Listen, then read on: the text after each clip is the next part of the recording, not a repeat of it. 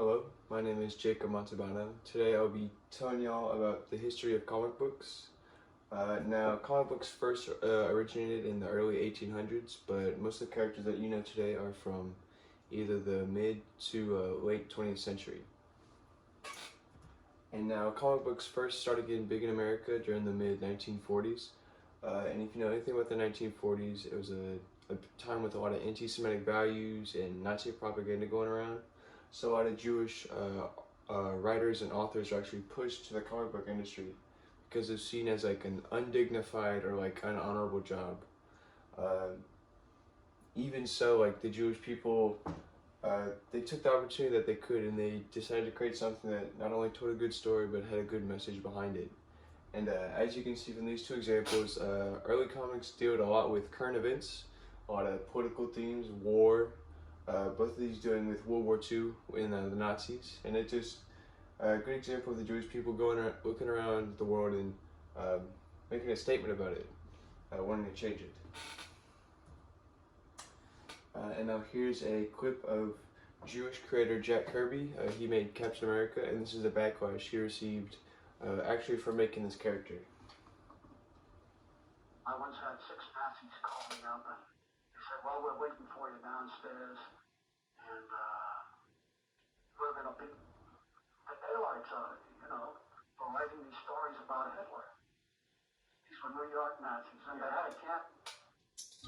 And as you can see, the backlash was pretty big. Like Nazis, even in America, like he wasn't even in Germany, but they were willing to come to his place of work and try to beat the hell out of him in the middle of the day.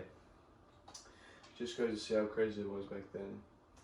And Captain America is not the only one that was created by Jewish writers. Popular characters such as Spider-Man, Superman, Batman, and Black Panther were also Jewish made. Now fast forward to the 1960s, and comics are still keeping with that political method, and we're right in the middle of the civil rights movement, and creators Jack Kirby and Stan Lee created the X-Men, a team that dealt heavily with themes of systematic discrimination and oppression. And it's just nice to see that they kept in line with what they were doing in the 40s and were making political statements off the real life events that they were around them.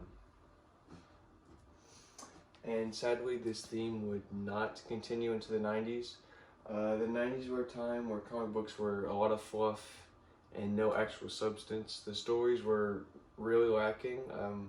They had like catchy, poppy like cover art, but no good story.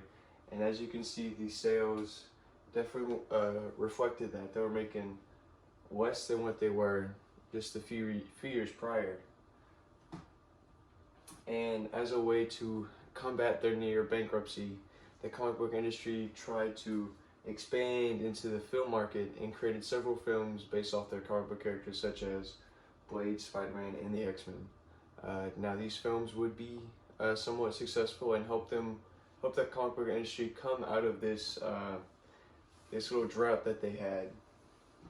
And obviously this trend would continue to current day.